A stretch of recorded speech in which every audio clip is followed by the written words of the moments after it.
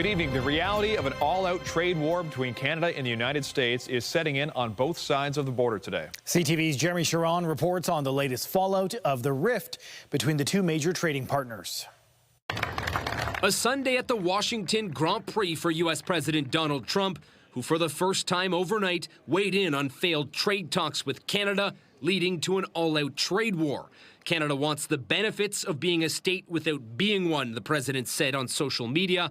They have also charged our great farmers for many years massive amounts of tariffs. No more. To think that they're going to go to war with Donald Trump and actually win that war with the U.S., I think it's foolish on their part. The U.S.'s fight with Canada over trade getting major play on American network TV today. As trade talks with Canada fall apart. It's Canada versus the United States. With the president facing pushback already at home. I think the last thing we need right now, as our economy is getting back on its feet, is a trade war with Canada. American business groups are speaking out against escalations, pointing to rising costs for the American people, asking both sides to get back to the negotiating table. Donald Trump cares about the business class. He cares about those billionaires. They don't want this, and they're speaking out. Prime Minister Mark Carney has promised retaliatory measures set to be imposed September 8th. Some suggest creating a window of opportunity.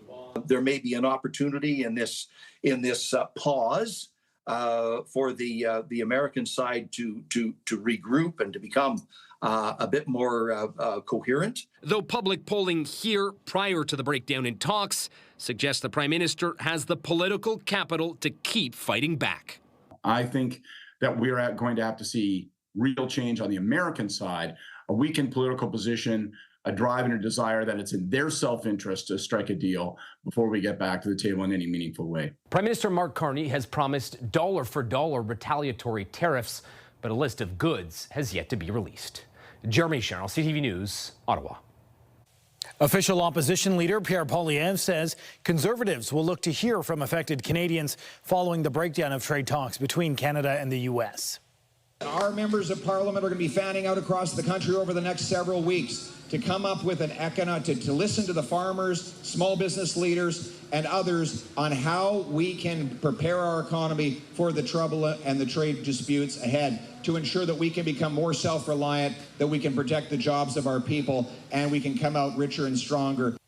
As Conservatives ask the government to share details of the rejected deal with the U.S., Poilievre says he hopes to meet with the Prime Minister about how to best support Canadian workers and businesses. Mayors from across the GTA are reacting to the new 50% tariffs on a wide range of Canadian goods. Mayor Olivia Chow says the city's doing everything it can to keep Torontonians employed, while Oakville Mayor Rob Burton says the Prime Minister is listening to auto cities. We are going to use the $60 billion purchasing power that we have on the capital budget and have all our contracts made in Canada, hopefully even in Toronto. There's a lot of, like, if you think about, we are bigger, the city of Toronto is bigger, our budget is bigger than 6 other provinces. And I want to, not just Toronto, get all of Canadians' mayors to do the kind of procurement policy that we come together and shop Canadian. This Prime Minister has been very good about listening to the auto mayors, and we, not just me in Oakville. He may have mentioned us, but he was also, this truck thing may also impact Oshawa, where General Motors assembles the Silverado. So I have to say, across the 49 communities of Ontario that I helped lead in the Auto Mayors Pact, the Auto Mayors Caucus, we're proud of them today. Coming up later, reaction from steel and aluminum manufacturing plant in Toronto on how the new tariffs are impacting them. Advanced polling continues this evening in 3 federal by-elections, including one in Beaches, East York here in Toronto. Voters are able to cast a ballot until 9 p.m. at their assigned polling stations, and they'll be able to do so again tomorrow from 9 a.m. to 9 p.m.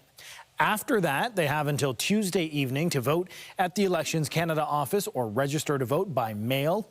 Election day itself is Monday, August 31st in Beaches, East York, and ridings in Quebec and BC. Eligible voters can check their information cards sent via mail or find full details on how to vote at elections.ca.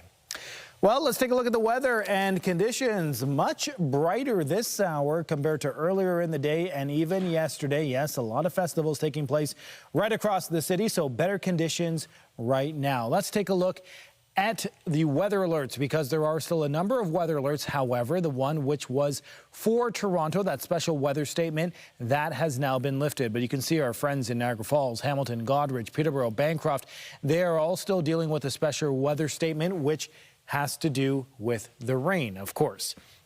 This is the satellite radar, and you can see the bulk of the system now making its way east. There is still a bit of a system left, but scattered showers across southwestern Ontario. Current winds 28 kilometers per hour in Toronto. Temperature-wise, 16 degrees in Owen Sound, 21 in Kingston, and 24 degrees up in Ottawa. At Toronto right now, at the islands, 21 degrees. Pearson Airport, very similar conditions. Tonight, still a 30% chance of showers when we hit 9 p.m. We may see some more showers before that, and our overnight low, 17 degrees. Sean. Well, members of the BTS Army are making their way to Rogers Stadium tonight for the second and final show featuring the Korean pop group. Toronto is the only Canadian stop on their world tour, and fans from around the globe made the journey to watch them live. CTV's Beth McDonnell is speaking with the BTS Army about their excitement, and she joins us live. Hey, Beth. Hey, Raheem. BTS fans are arriving tonight here at Rogers Stadium. It's been a very wet weekend, but I have good news. There is blue sky overhead, and fans can hopefully expect a drier experience tonight than they did last night. Let's make some noise, Toronto! BTS fans got loud in the pouring rain. Rain in the rain. After the skies opened up, dumping a lot of water. As thousands of fans streamed into Rogers Stadium Saturday night, thunder and lightning threatened night one of the Korean pop superstars' only Canadian tour stop. Among them, Carolyn Adams and her daughter Ella. I was really nervous to miss the show. I feel like they wouldn't cancel it, but if they did, I would be really heartbroken. We were just about to scan our tickets to go in, and they made the announcement for everyone to come out of the stadium. And so I know she was visibly upset, and I said, don't worry, you know, it'll turn around. The pair, some of the people at this Midtown BTS fan pop-up event put on by Broadcast Fantasia, who shared their concert experience. Are you happy to see us? And when the danger passed, the show went on, with many like Dea Figueroa keeping their spirits high despite the downpour. She wore a poncho from the dollar store. Did you stay dry? I'd say 80% dry, because at some part you were like you were dancing and you were like cheering that cover like flew out. Shoes were soaked, but it was great. Eventually, the rain stopped altogether. A performance in the end many say did not disappoint. Tiffany Tom and Piper Plavins were there, and they're going again for night two, with a few extra preps for the wet weather. I think it's colder today, so luckily, like, day two outfits are different. I would say a lot of people are only going tonight, but a lot of us went both nights, so luckily we got all our pictures and everything, all the cute outfits were done. Yeah. I think tonight we're gonna dress warm and wear rain jackets and just vibe, and hopefully that is better. No matter the rain, these fans don't want to miss their beloved BTS. We're going to get ponchos today, and we'll be ready for the rain. I hope the rain dies down, but I'm still really excited regardless. We're definitely looking forward. Rain or shine, we are all going. Ready for the rain and ready for an incredible experience. And hopefully there will be no rain tonight. Weather can change, but so far right now it's looking pretty good for a BTS concert. Reporting live, I'm Beth McDonnell. Raheem and Sean, back to you. All right, thanks for that, Beth. Well, Filipino culture was celebrated at Nathan Phillips Square this weekend. We're becoming the probably one of the top 3 ethnic community here in Ontario, and especially here in Toronto. So I think it's good for people to learn about our culture, our food. The rain didn't stop people from attending the Mabuhay Philippine Festival. According to the federal government, nearly 1 million Filipinos live in Canada, with some 300,000 in the GTA. I remember when I was a child and basically I am sick or I have to eat something light, and then my mother would serve this to us. So every Filipino children grew up with skyflakes. And then with modern times, of course, now they introduce us other flavor. The chocolate is every kid's flavor, favorite right now. I grew up in the 80s, so basically, like he said, my mom also provided me with this one, especially when I'm sick. Combination of the biscuit, the crackers, and with an orange juice or something. It's actually a norm in the household. Like you should have at least a cracker of MY Sun or the skyflakes inside the house or household. Meanwhile, for people checking out the CNE tonight, the featured performance at the Bell Soundstage at the Bandshell is dancehall giant Shaggy. There's a lot to do with family and friends, including rides, shows, food, and other attractions. While it's still only the third day, organizers hope to top last year's attendance of about 1.4 million people. Meanwhile, extra service is running on GO Transit and the TTC, getting riders to and from the CNE and other events happening around the city. Meantime, Toronto's chief congestion officer also says the city is implementing lessons learned from hosting the FIFA World Cup. A cyclist is dead after being struck by a vehicle in Hamilton late Saturday night. Emergency crews arrived to the scene shortly after 11 p.m. in the Upper Centennial Parkway and Green Mountain Road area. Police say that alcohol and speed are not believed to be factors in the crash, and they are appealing for witnesses. A man has been arrested in several sexual assaults in Markham. 22-year-old Abdul Basit Raufi has been charged in 4 sex assaults that happened within a week in the area of Edward Jeffreys Avenue between Markham Road and Roy Rainey Avenue. Police say the suspect also has ties to Brampton. His photo has been released because investigators are concerned more people could be impacted. Police are investigating after several shots were fired early today at 2 West End apartment buildings. It happened around 6 a.m. near Thorncliffe Park Drive and Overlea Boulevard. The front doors to one of the buildings was shattered, and police say there was evidence of gunfire. No injuries were reported. A light-colored sedan was seen taking off from the scene, and there's no suspect description yet. Toronto police are searching for a suspect wanted for smashing several windows with rocks at Seneca Polytechnic. It happened around 1 a.m. on August 9th at the Newham campus in North York. These are photos of the man police are looking for. Police say the suspect has a medium build and was wearing dark clothing and a red ball cap.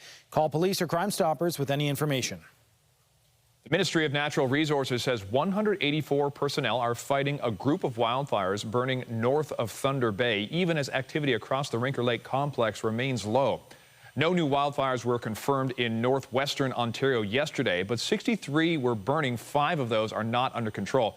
In the northeast, there were no new fires yesterday, although 1 was added to Friday's total. 42 wildfires were listed, none considered out of control.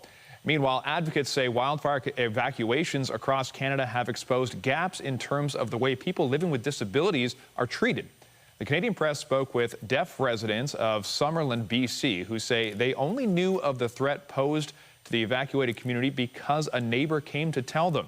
A recent study of inclusive BC wildfire evacuations found that enforceable standards could make emergency systems more safe and effective for everyone. It listed examples like requiring alerts in multiple accessible formats and ensuring shelters are accessible. BC says its emergency management legislation requires planning to consider disability among other factors.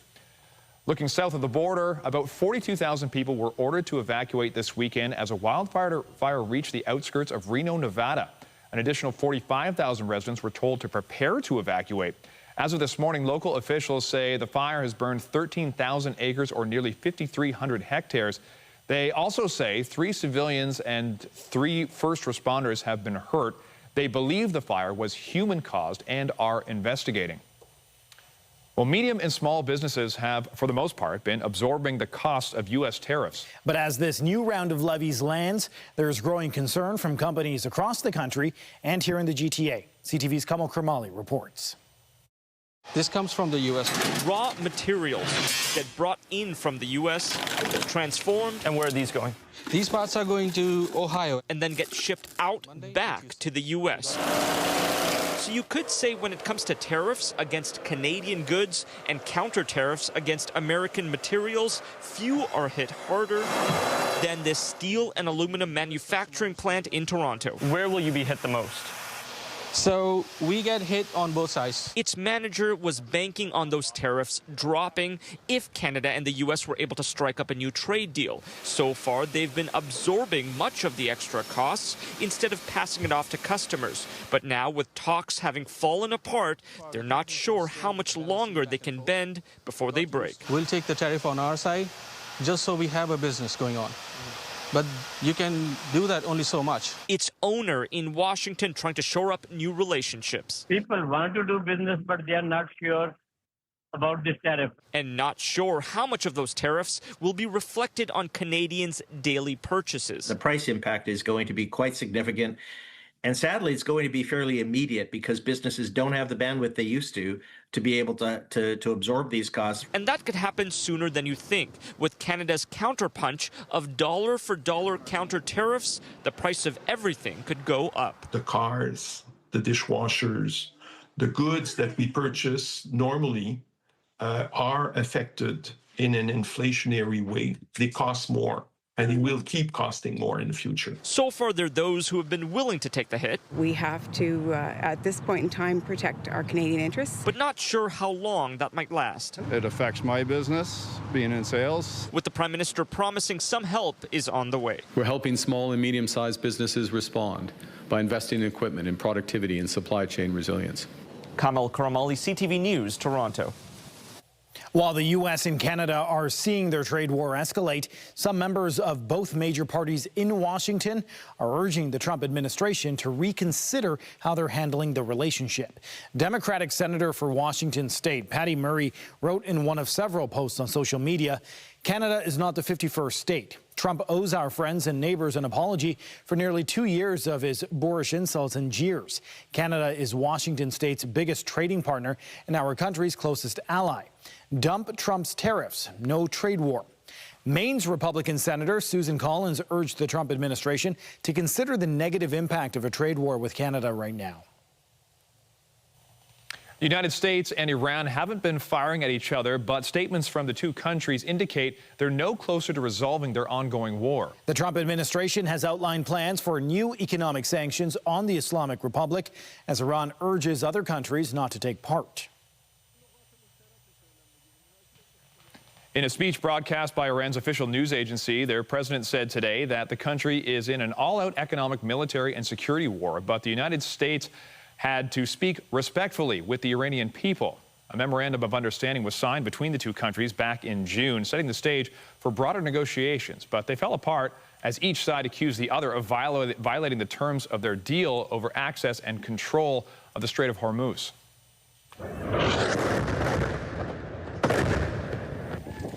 In Gaza today, Palestinian health officials say 2 Israeli airstrikes left at least 2 people dead, including a 4-year-old boy. 7 others were listed as wounded. Israel's military said it was looking into the specific strikes as it targets Hamas militants in Gaza. It also warned it could intensify strikes after it says balloons, drones, and kites were being launched from Gaza towards Israel. Hamas and Israel have accused each other of repeated and ongoing violations of the U.S.-backed ceasefire. Gazan health officials report more than 1,280 Palestinians have been killed there since it took effect. Israel says 4 of its soldiers have been killed. As Ukraine continues its fight against Russia's invasion, the country is celebrating its National Flag Day today.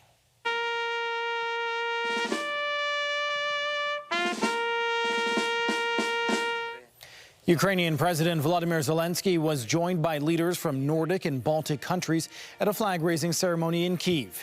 He thanked them for their support over the past 4.5 years as he pushes for more assistance from abroad to strengthen Ukraine's air defenses. We will continue the support of Ukraine for as long as it takes. And we might be standing here now in bright sunshine, and I might have felt when I took the train here this morning that I was traveling through the Ukrainian flag with yellow fields and a blue sky. But we all know that the winter is coming. We all know that it can continue to be difficult. But whatever happens, be sure you will win, you have won, and we will continue to support you. When you urgently needed weapons, ammunition, we delivered. When you needed tanks and our F-16s, we delivered. And when you needed investments in your own defense industry, we delivered. And now that you urgently need a strong air defense, we have to promise to deliver. We have jointly committed to develop a new missile system quickly, to shield your cities and to strengthen Europe's defense. Ukraine celebrates its Independence Day tomorrow. Both the European Union and Russia have responded to an urgent request for assistance from Serbia in fighting a major wildfire there. Serbia asked for the EU to help after spending weeks trying to put out the blaze in a nature reserve made up of sand dunes and woods about 80 kilometers outside of the capital city, Belgrade. Firefighters from Romania and Slovakia arrived today, joining a Russian firefighting plane that's also been helping out. Serbia's president said the joint effort had managed to prevent the loss of lives and homes. And as high temperatures bake Europe this summer, a French minister told France Interradio there's been more than 300 drownings across the country. That's a 14% increase from the number seen last year. Sports and Youth Minister Marina Ferrari likened the increase to factors including shock from being plunged into cold water and more risky behavior like swimming where it's not allowed. The Democratic Republic of Congo has received more than 16,000 doses of an Ebola vaccine. Health officials have been ramping up vaccinations amid an outbreak that has infected more than 5,000 people. Pope Leo is calling for international action to help contain the outbreak, which to date has claimed more than 2,500 lives. Congo's latest Ebola fight is now its largest and deadliest, surpassing the previous records set between 2018 to 2020. The outbreak is spreading quickly across a large part of the Central African country, with the UN warning it's outpacing officials' ability to respond. Lakes are a critical source of water, but blue-green algae can make that water unsafe. A University of Laval professor is testing new technology that could solve the problem. CTV's Anastasia Dextrine reports. It can turn clear lake water into murky green, but blue-green algae is more than just an eyesore. It's pretty dangerous, especially for, of course, vulnerable people, young children, older people, and also for animals, basically. Blue-green algae is also known as cyanobacteria. It's found naturally in lakes, rivers, and ponds. University of Laval professor Céline Vanicot says it can be hazardous when poorly maintained septic tanks and runoff cause phosphorus in the water to build up. That can cause skin problems, but also like digestive problems, diarrhea, vomiting, and things like that. So we cannot swim, but also we use a lot of lakes basically for drinking water production. So of course that is a threat for our drinking water production as well. With 88% of the country's drinking water sourced from lakes and rivers, according to the Nature Conservancy of Canada, blue-green algae is a big concern. That's why Vanicot is helping to clean it up. At Lake St. Augustine, she's removing the nutrient that fuels the bloom. What we are doing is pumping the water from the lake here through this tube.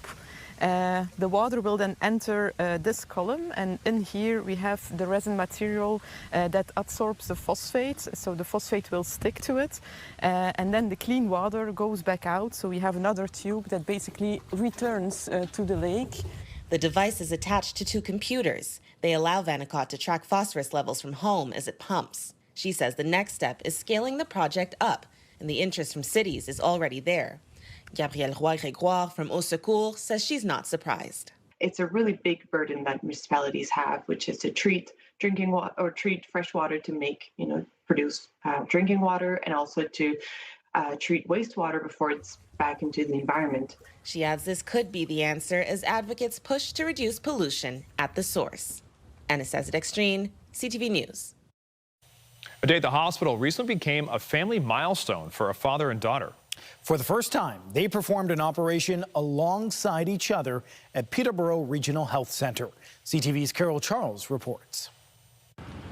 After a career which spans decades, this is not the way most fathers spend their last day at work. Dr. Oluyomi Shibawale got to spend his alongside his daughter in the operating room. It's a surreal experience. It's something that anybody will want to have happen, and then you see her in action as well. For the first time, he operated alongside his daughter, Dr. Olamide Shibawale. Chief of Obstetrics and Gynecology and Medical Director of the Women and Child Program at Mackenzie Health. So it was really impressive to see his skills. He's very comfortable. He's very calm. I mean, my dad is a very calm person at baseline, so nothing flusters him really. It was a special moment for a family that knows a thing or two about medicine and hard work. Dr. Shabawali has spent the past 27 years caring for patients at Peterborough Regional Health Centre as an obstetrician and gynecologist. Now, as he prepares to step back from full practice, the surgeon says watching his daughter in action was a proud moment. It's always very difficult at times when you're assisted not to try and jump in and try and take over, you know. She's good at what she does, and I'm happy. The pair performed 4 procedures that day. All went well. And while Dad looked on, Olamide was watching her father. He's one of the generation that just knows how to do things. They know the anatomy so well that they know where to cut, and they know the different changes that he has to make in order to make a really good procedure. They may share a last name and a love of medicine, but Olamide has built a career of her own. This was something she says she'll never forget. It was just it was a core memory day. It was that day that you don't forget. It's a really good, warm, fuzzy memory for me. And that moment made possible by the administration at Peterborough Regional Health Centre. Dr. Sobowali's life's work is something that should be celebrated. And that's why we thought it was really important to capture this really landmark moment with father and daughter working together in the operating room on their last day. And perhaps the biggest takeaway, it was about family, about what we learned from our parents and what we hope to pass on. I feel so much about my dad. I'm so proud of him. I love him. He's been a teacher. He's been there to help me, support me, guide me when I've had questions in medicine, outside of medicine. So he's my dad. I love him. Oh, I'm very proud of her and what she's achieved. She's gone further than I have at this age, so I'm hoping that she'll do a lot more, and I'll be around to see her grow in the profession. For the Sobowali family, it's a moment that brings together generations of experience and a legacy of caring for others that continues with the next generation. Carol Charles, CTV News. It's a great story. Congratulations to them both. When we come back, the Jays were looking to win the rubber match this afternoon against the Yankees. We'll have those highlights next.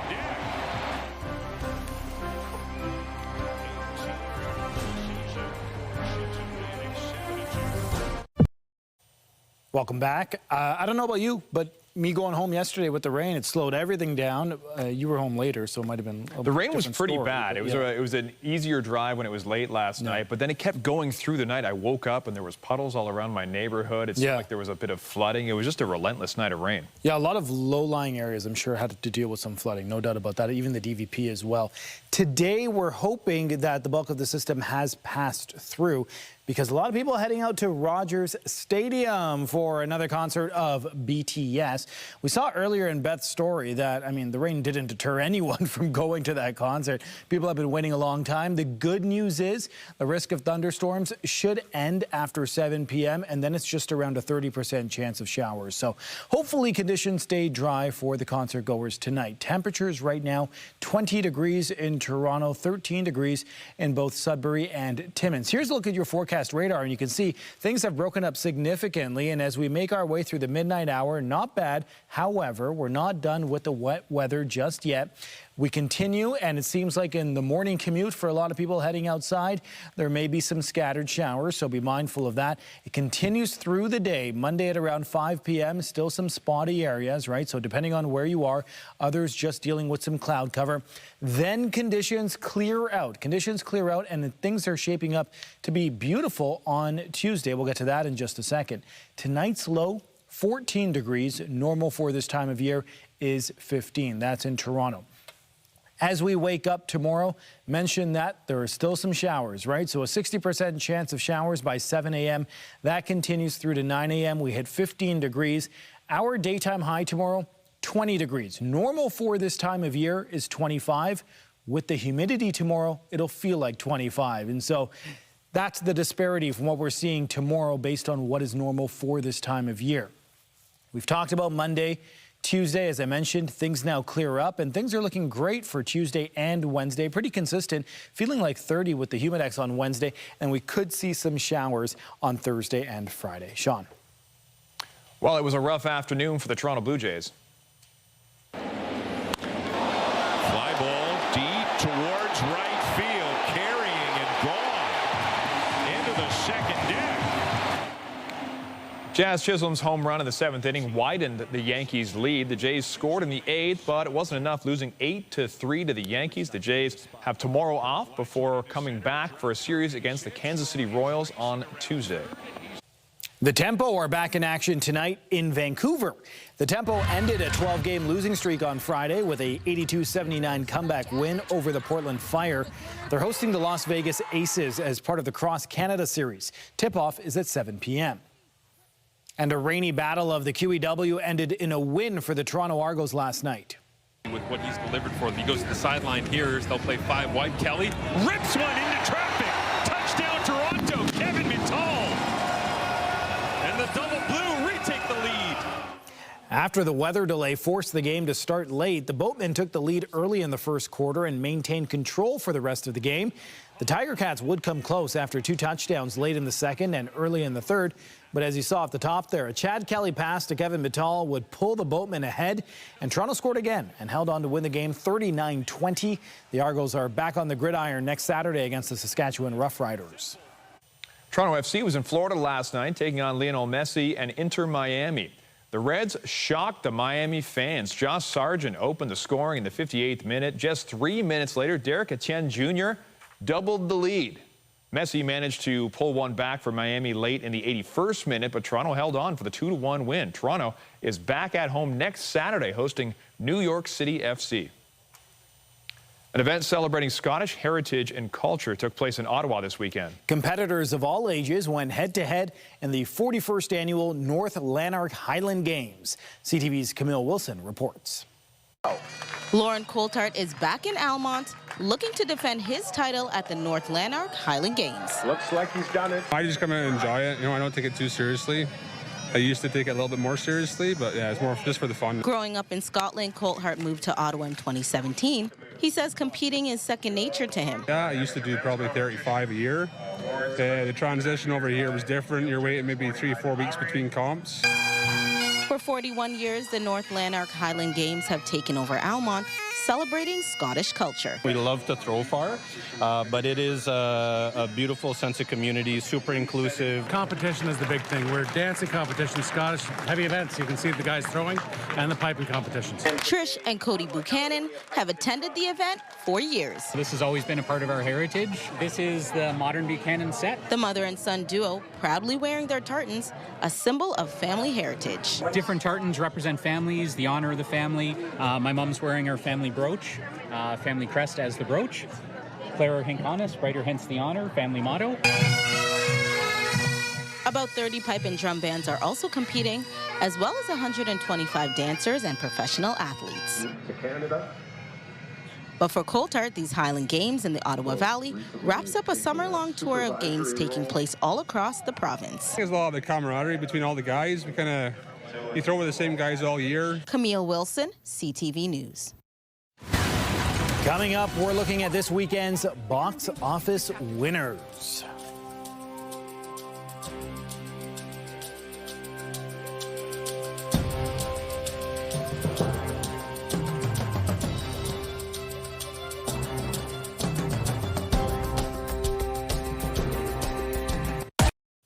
Many students are getting ready to go back to school over the next few weeks. And one way to help ease the transition is to try to encourage close friendships with their peers. CTV's Rachel Lau explains. What's better than a friend? Well, if you're 9, probably not that much. A recent study from Concordia finds having a best friend can elevate a child's social life and make the school experience better. But there's a catch.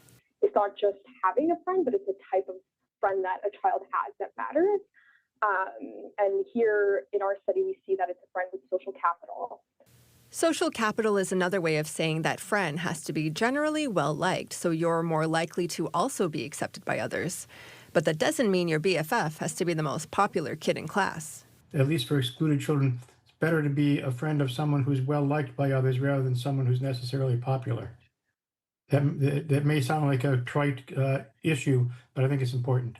The study followed 252 students from 4 elementary schools across Montreal, asking them who their best friends were and who in their class fit the description of withdrawn or excluded. You can sort of distinguish between 2 different types of children who are at risk, those that keep themselves out of the group, as well as those who are excluded from the group. The researchers found that excluded kids can suddenly become included with the help of a friend, while children who withdraw themselves don't see their social standing change even with a friend. Friendship is very important during this critical time. Children learn a lot from their friends. They develop their social skills through their friends. And it may be a way to see into a child's future. That the best predictor is probably children's ability to function competently with peers during the school age and adolescent years. So when it comes to playground politics, it's always best to be able to say, "You've got a friend in me." Rachel Lau, CTV News. Canada's big banks are expected to deliver another strong performance when they report their third quarter earnings this week. Canada's major lenders have navigated shifting tariff landscape, weak economic growth, and a sluggish recovery in the housing market so far this year. That resilience has driven their shares higher, upping the ante to impress Bay Street with their results. Money managers and analysts are expected to be watching closely for any missteps that could mean volatility for their shareholders. Big Canadian banks have seen their stocks prices rise sharply this year, with gains ranging from around 20 to 35% year to date. If you normally buy a monthly TTC pass before the start of next month, a reminder that the fare system is changing as of September. Instead of paying in advance for a pass that covers the entirety of next month, passengers will pay as they go and tap each time they board a vehicle or enter a TTC station. After reaching 47 paid trips, they'll be able to ride for free for the rest of the calendar month. Officials say there's no sign-up necessary, but riders still have to tap after reaching the cap. It's also advised to stick to the same payment method. The parent company of Air Transat says it paid more than ever for jet fuel in its last quarter due to the ripple effects of the Iran war. Transat AT Inc. says fuel spending surged by $105 million in the period ending July 31st compared to the year before. And the company said energy market volatility is expected to keep up the pressure on fuel costs across the aviation industry. In North America, jet fuel costs nearly went up $160 per barrel, almost up 75% from the year before, according to the International Air Transport Association. However, prices are down from April peaks. Paramount and California state officials are reportedly set to meet tomorrow to try and settle disputes over the takeover of Warner Brothers. That's according to a report in the New York Times, citing 4 people briefed on the discussions. 2 of the sources say Paramount requested the meeting last month. California led 12 states in suing to block the multi-billion-dollar purchase. They're arguing it would create a media company too much control over cable television and studios. The report said concern about the delay in approving the deal is adding to mounting pressure for the 2 sides to come to a resolution. The U.S. Writers Guild Association has also sued to stop the takeover, with the trial set for March. It was another good weekend at the box office for the latest Spider-Man movie. Hey, but you're in danger. You just have to trust me. The superhero flick topped the charts for a 4th weekend, earning $39 million U.S. across North America. A fellow sequel, Insidious Out of the Further, debuted at number 2, scaring up $25.3 million. And Christopher Nolan's The Odyssey fell to 3rd, but is still sailing strong with $19.5 million in ticket sales. Well, he's only 5 years old, but a Calgary boy's IQ score is as high as Stephen Hawking and Benjamin Franklin. His next big test? Kindergarten. Here's CTV's Tyler Barrow. Peru, this one, Algeria. After seeing their flags, Ali Aldalawi can list dozens of countries. His smarts don't end there. He's also very funny, loud, creative, and curious. You will have to come down here, no I will. He's now 5 years old and already reading with ease, but he can also crunch numbers quickly, which is what he prefers. Math or reading? Math. He's shy, but also super smart. Last fall, Ali scored 160 IQ, putting him in the top 0.1% of his age group. According to Mensa, the world's oldest high IQ society, a score of 100 is considered average. You only get to become a member if you're in the top 2% of the population or 130 IQ or higher.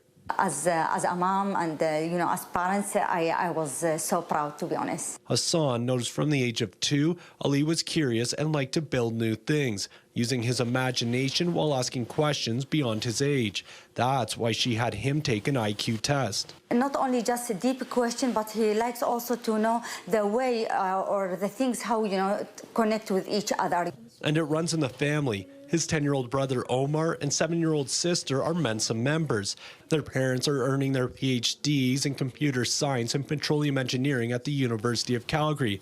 When Ali gained entry last December, at the time, only one other 4-year-old was a member in Canada. They see patterns well on IQ tests, but they see it in life. They see it in math. They see the pattern in reading. But Ali still enjoys being a kid. His favorite soccer player is Cristiano Ronaldo, which also explains his haircut. As a mom, I feel happy, and I feel he will do very well. Tyler Barrow, CTV News, Calgary. Coming up, the golden tradition that had horse racing fans from across the country flocking to PEI.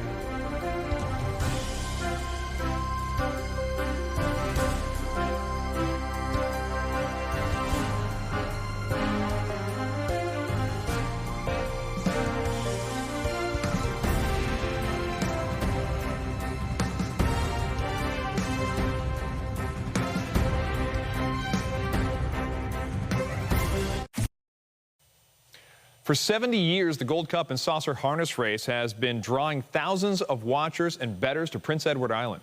This year was particularly special for a horse trainer who finally brought it home. Here's CTV's Maria Saru.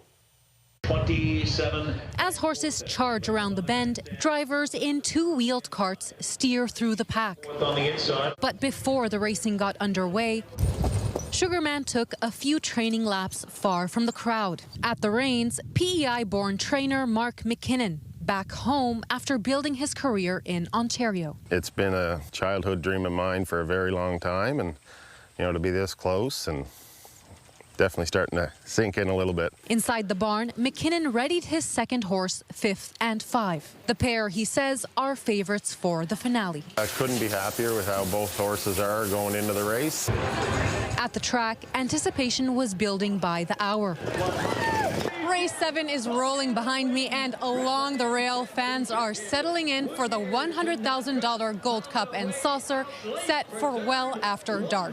Moonrider, baby! Let's go! And at the wagering booth, fans put money behind their picks. I'm betting on Freight Air. Horse number 8, bet on this guy. Some came from across the country. Where are you from? I'm from Alberta. My husband and I, we went around a few times, and it was so just breathtaking and just relaxing. We're horse people, and we're looking to see what it's all about. Whatever the result, McKinnon's journey has come full circle. It's meant the world still. Like you say, win or lose, it's been an amazing experience. While the cup goes to one horse, the night belongs to the island, a tradition that spans generations with no finish line in sight. Maria Saru, CTV News, Charlottetown. And 5th and 5 finished in first, winning the historic Gold Cup and Saucer race. Well, here's a beautiful look at the city this hour. Wow, yeah, it is stunning out there. A few sailboats out on the water in Lake Ontario. Hopefully conditions stay like this. However, there is a chance that things could change. Let's show you the weather alerts. It has dropped for Toronto now, but still, Hamilton, Goderich, Peterborough, and several other regions dealing with a special weather statement. Here's a look at the current temperatures. 20 degrees in Toronto, 20 as well in Hamilton, 14 degrees in London. Quite cool there. Overnight at a glance, 14 will be our overnight low in Toronto, 1 degree below normal for this time of year. There is still a 30% chance of showers as we make our way throughout the night and into the overnight hours. By 8 a.m. tomorrow, 14 degrees, and tomorrow we could see some more wet weather. It will not be a washout by any means, but our daytime high just 20 degrees and a 60% chance of showers. Things clear up on Tuesday. Beautiful day Tuesday and Wednesday. We're feeling like 30 on Wednesday when you factor in the humidex. Then more rain rolls in on Thursday. But right now, it's looking like it'll clear up for next weekend. And so temperatures pretty consistent in the mid-20s. Those overnight lows, though, cool temperatures, very comfortable for sleeping. Sean. And that's our report for this evening. Be sure to join us tonight at 11 o'clock for CTV National News, followed by our next local newscast at 11:30. In the meantime, our coverage continues anytime on CP24 and online at ctvnewstoronto.ca. For all of us at CTV News, thank you for watching and have a good night.